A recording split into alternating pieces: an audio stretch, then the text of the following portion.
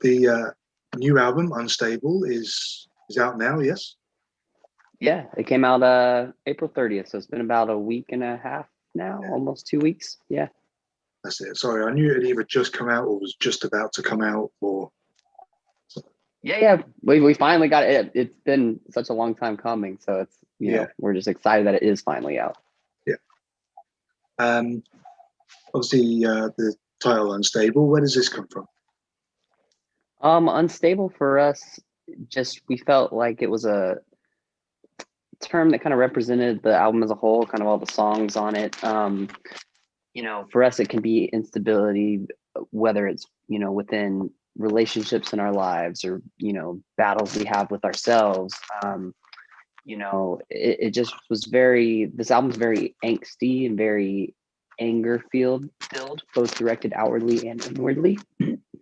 And just kind of like where you're right on that brink of like where something you could snap. And then we just felt like unstable was a word that just kind of really represented that. Yeah. I think it also follows on quite nicely from Freak, the previous album title, of course. Musically, or indeed lyrically, what do you feel makes Unstable a different album from Freak? I think Unstable is a little more, I would say, personal of an album for us and for, I think that Freak was very, it was also a personal album as well, obviously, but like Freak was kind of, we had this idea of like, let's do an album of a different version, like different versions of what could be considered a freak. You have songs about, being a sex freak or somebody who's like, killed somebody for the first time and they realize that they like it, really dark and weird stuff, So we really did something kind of really different with Freak, but I feel like with Unstable, we were able to kind of hone in on, things that we've gone through, things that friends and people close to us have gone through, and really just kind of make something that's a lot more universally relatable, I feel like, lyrically. And I think that's kind of the main difference between the two albums. Okay, cool. Well, obviously one of the ways that you've been getting it out there is through music videos. You've done two, I think, for You Never Listen and Negative Noise. I want to say Negative Noise was quite recent, like the most recent. Yeah, that was the most recent we had. So we actually did 3 videos, singles for this album. We started with I'm Not Right, but that was all the way back in May of 2020. So we're talking a year ago that song came out. And that was a song, it's the first song on the album. It's the first one we introduced to fans all over the world. And then that song did really well. It kind of carried us for like 9 months last year, which was really crazy for one song. And, after that, we did You Never Listen. And then Negative Noise we put it out about a month before the album dropped. And it's definitely like the heaviest, kind of fastest, kind of craziest song on the album. So that was a fun one. Yeah, it's good. I mean, all 3 songs have been very different, and but they still have that kind of style to it in a way. You can tell it's from the same band, but it showcases the variety of the band, I think, and therefore obviously the variety of the album. And right. It must be doing really well, because I keep seeing you guys everywhere. Every time I go on a different metal website, or it comes up on YouTube recommended videos and this kind of thing. Oh, well, that's awesome. Yeah, it's been doing really, really well. And I think that kind of like you said, I think that the album is very diverse while still sounding like Tetrarch. We have a lot of influences and a lot of things that we like to do as a band. And, we never want to be boxed into just one thing. So we might have a song that's crazy heavy and explosive, like Negative Noise. And then we might have a song like You Never Listen, or even Trust Me, which is really different and really slow and weird. We never want to be boxed in. And I think the response has been kind of exactly what we were hoping for. It's kind of pulling fans from all over, people that like the most extreme, underground, obscure like metal, to people that, they listen to hard rock every now and then when they turn the radio on. We're able to kind of like appeal to both of those ranges. And I think that's been a really cool thing that I've noticed from this album. Yeah, absolutely. Something else as well is the artwork as well. The artwork's very interesting. You've got the face with the, I think it's Japanese writing. It's like, I think. Oh, it's got a, yeah. So it's actually, they're like brain scans, like brain images, like of like an MRI or of a, yeah. So it's like different like sections, cross sections of a brain. So it kind of goes with the like unstable kind of thing, but yeah. Oh man, I'm getting cancelled by Asia now. Nah, no. Yeah, I could see that though. Like first look, like if you glance at it and don't like really look, you just see that it could look like characters or something like that. But yeah, no, we want the brain scans, and they've kind of become like unintentionally they become kind of a really big part of this whole album campaign. Like we've had them on different, artworks and shirts and whatever, and I wouldn't be shocked to see those on a big banner on a stage somewhere. So nice. They've been kind of a cool thing, little touch for sure. So like you say, the first video was released last May. So obviously you've been sat on this album for quite a while now. When did you actually finish recording it? Yeah, so it's crazy. So we actually, we toured on Freak it dropped in 2017. We toured all of 2017, 2018. We just worked really hard on Freak. And so when it came time for 2019, we knew we wanted to go do our second album. We spent all of 2019 writing for Unstable. We played like a few festival dates here in the US.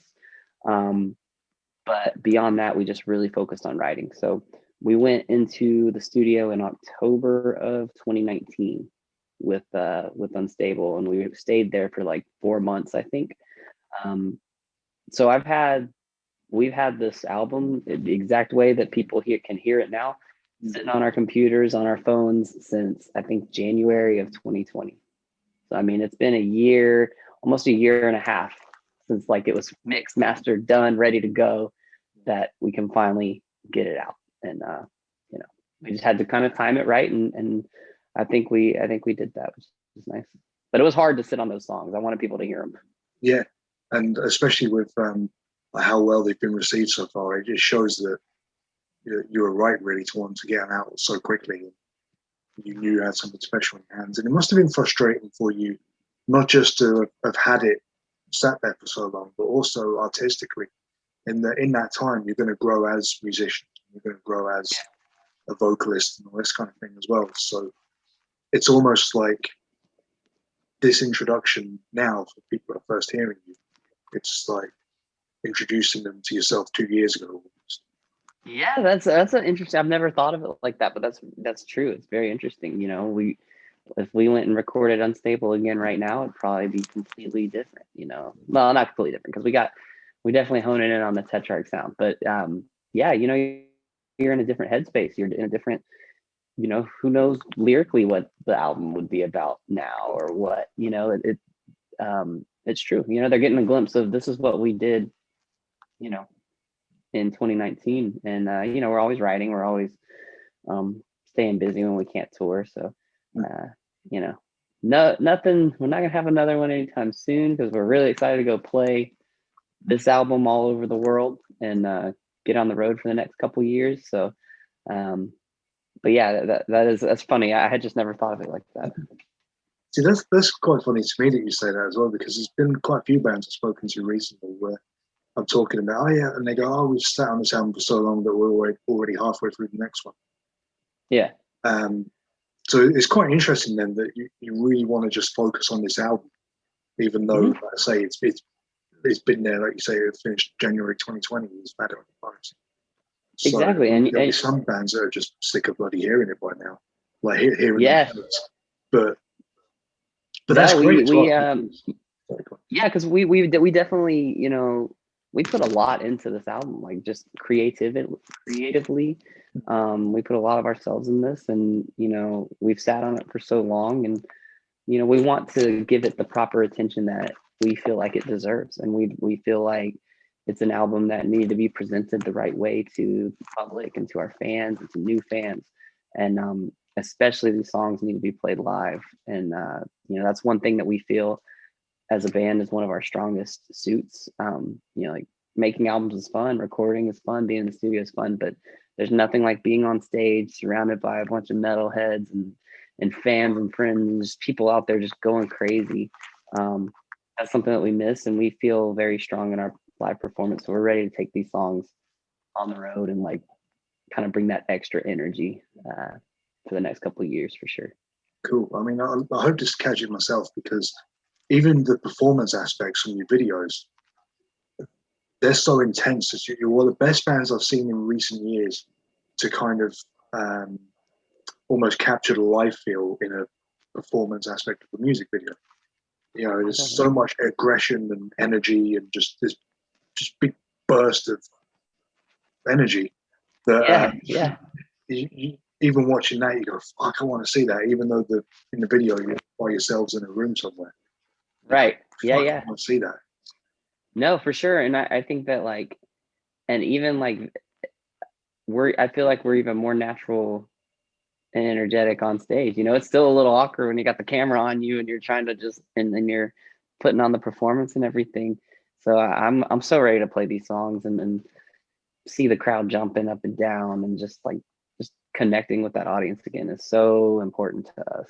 And but we definitely hope that you come out when we get over and play. It'll be cool. Absolutely. There are a couple of questions about the band itself, if that's okay. Because obviously the name of the band is very interesting. I had to look it up because my English isn't great. You're fine. Provincial governor or subordinate ruler was the dictionary definition I got. So what was it about this word that made you feel like this would be a strong band name and represent yourselves as a unit? Yeah, so me and our guitarist Diamond, you know, we grew up going to school together. We were in middle school and high school. We met when we were like 12 years old, I think, something like that, and have you know, neither of us have ever been in another band. Like when we started playing guitars and formed a band, like this was it. We never jammed with other people. We've just, you know, gone through every step of being a band together.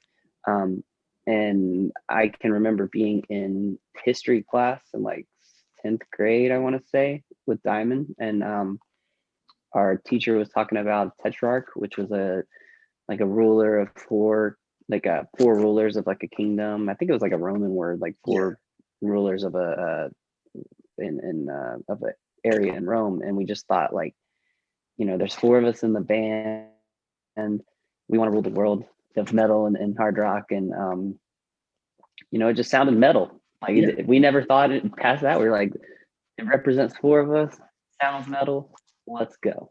We never thought it would be so hard for people to pronounce, but you know, it's getting a lot better as our name's been getting out there. But I just thought it was metal, honestly. Yeah, I think it looks pretty straightforward to pronounce. Tetrarch. Yeah, I think the CH throws off some people, but you know, but it's getting a lot better. It's been cool over this last, you know, year as everything's kind of been coming out. People are starting to get it. I feel like Gojira kind of struggled with that too when people started seeing their name years ago, like go Ja, you know, it's like, but now everyone knows Gojira. You know? Yeah, it's a fairly common thing, and I don't want to go off on a tangent about me, but I actually had that myself. I used to be in a band called Poderosa, and we were either mislabeled as Pod Racer or Pedo Roster. The worst fucking thing anyone can call. Yeah. Right. That's funny. Yeah, no, we've had it all too. We've had even our hometown venue in Atlanta, where we had played for, you know, 5-6 years at that point. It was like our little local club that we would play. And 5 years into it, and we played a show and they had our name spelled TECH-ART, Tech Art. Like, how many times have we played here? Like, what, you know, we've seen everything, but right. It's getting a lot better for sure. Good. And something else notable about Tetrarch is that you've kind of been lumped in with this supposed new metal revival or metal revival, whatever it is. How does that feel to you? I mean, obviously there are certain bands from that era of new metal, and even at the time, a lot of those bands declined the label. You know, I think most promo pictures, Diamond's wearing a Slipknot shirt, and all this kind of thing. So obviously your influences are clear, but are you comfortable with the nu metal classification?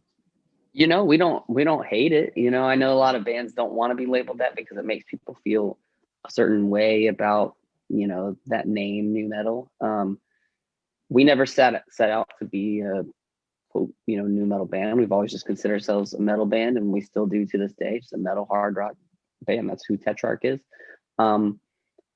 But you know, people like to categorize and kind of find places for bands and artists to fit. And you know, I think because of the way that we're kind of incorporating those influences, I think it was easy to put us in that box. And you know, if people want to say we're leading the revival of nu metal, fine with us. You know, Yeah. you know, we'll lead the charge. We're not scared. But yeah, we don't see it as a negative thing. You know, it gets a response from a lot of people, and I think that a lot of press and everything has used that term. Just you know, it's like I said, it's just easy to categorize and to put us in there. But yeah, we're not ashamed of it. You know, we love nu metal. Those bands were sick, and you know, we feel like that era was kind of the last time that there were true like rock stars, like larger than life, like bands. You knew what every guy in the band looked like. Yeah. You know, you saw them everywhere. You saw them on T-shirts. You saw them on TV at award shows. You know, they were kind of the last group of bands to be able to go play at arenas and do all of that. And I think there was like a, you know, they were very accessible. They were kind of gateways for a lot of people. You know, there's a lot of like people in metal that give those bands a lot of crap just because they were popular, you know, and maybe they weren't the heaviest thing ever. No. But, you know, there's got to be those bands that kind of take people that might be listening to pop or rap or light rock or whatever, and like are accessible enough to introduce them to the heavier sides of music. And that's how we've always seen ourselves. Like we see ourselves as a crossover gateway band. You know, we're never going to be as heavy as the heaviest band, and we're never going to be as light as a pop rock band. You know, we're always going to be somewhere in the middle and just kind of draw from all over. That's actually quite refreshing to hear, especially for someone that grew up in the nu metal era. When I was coming into metal music, it was bands like Drowning Pool and Soil, all these great bands. So I thought they were great. Yeah, it's nice. I think some of them have like a renewed appreciation, and also there does need to be that, like you say, that element, that gateway. Because if you go up to someone that's never heard metal before and play Dark Throne or Suffocation or something, most of the time they're going to go, "What the fuck is this?" But when they can actually hear the lyrics and they can feel more melody and this kind of thing, then it's great. And somewhere down the line, they might give those bands another go. Exactly. So I mean, you look at like bands like, you know, like Linkin Park, like One Step Closer, like that song got people like, you know, everyone feels that aggression and that anger. And, you know, like you said, if you're introduced to some like death metal and this heavy vocals you can't understand, most people are like, you know, I can't understand the lyrics. What am I supposed to sing to? And then, you know, you have a band that has some heavier stuff, but they can understand the chorus. They can sing along and it gets them into it. And it's like, okay, heavy music's not that scary. Now let me try this out. You know, let me listen to Whitechapel. Let me go listen to, you know, whoever, you know, like it's a, I think there has to be those bands. And I mean, that's how I got into heavier sides of music. You know, I was, Diamond's actually the one who showed me the heavier bands. Like I grew up like, you know, Metallica and Green Day were my all-time favorite bands and still are. But you know, those Diamond introduced me to like Slipknot and the Korn and things like that. And then that led me to Trivium and on down until you start getting like more heavier, more screams and more chaotic and all that. So I think, yeah, like you said, there just has to be those bands. There's got to be a way in for people that have never heard it before. Yeah, absolutely. And it's fun music in and of itself as well. It's nice to have those bands where you can just enjoy it, you know, where it's not an earache from start to finish, which is no disrespect to death metal, black metal, like that. Sometimes you need no, not at all. Of course. Yeah, no, you need like, you need those bands that are gonna just get you pumped up and ready to just go run through a wall, you know. Yeah. And then, you know, at the same time, I love, like you said, there's a cool energy about those like kind of new metal bands, and that you know, you can get people jumping up and down and bouncing and singing along. And that's what I love about metal, and that's what I love about music, is it's such a broad spectrum, and every single musician, every single artist, every single genre, every single type is important, you know, because it touches somebody and it makes somebody feel something. And I think that's why music's so amazing. Like, I will never be an elitist. Like, I like whatever I like. It can be a super heavy band, it can be a pop singer or country guy. Like, you know, if it's catchy and I like it, cool. And I will never judge someone for what they like, you know, because music's so personal. And so like I said, I think every artist, every song, every, you know, every genre is important. You know, it's got a place. Yeah, absolutely. And I think when you have a more of an open mind to all different kinds of music as well, it can influence your own music and also just your own life better, because you've got all these different things. You're not thinking one thing at the time. You know, I mean, I did an interview the other day with a Greek band called Scar of the Sun. I don't know that, but we were talking about how much we both like Pet Shop Boys, which is, Yeah. for a metal interview, it's like, maybe I should have cut that out, but oh no, come on, embrace it.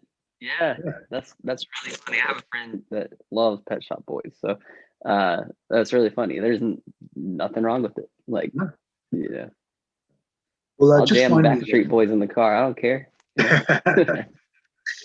Well, just finally then, like you say, you're itching to get out there live and all this kind of thing, but obviously there's regulations and restrictions, blah, blah, blah, blah, blah. So what further plans have you got to promote Unstable? Is there any more videos on the way? You go to a live stream gig, or? Yeah, I mean, we actually, so here, where are you located again? I'm in the UK, but the website is UK. Okay. Okay, gotcha. Yeah, so I mean, we, you know, in America,